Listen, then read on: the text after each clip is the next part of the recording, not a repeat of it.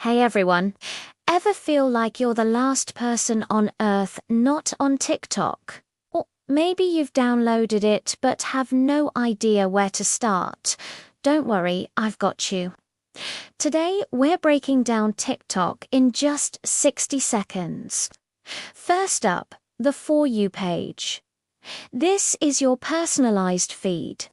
The more you watch, like, and comment, the smarter it gets at showing you videos you'll love.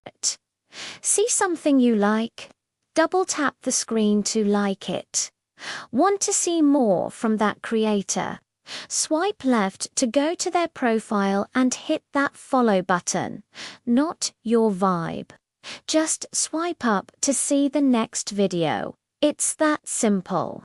If you're feeling creative, hit the plus button at the bottom to make your own video.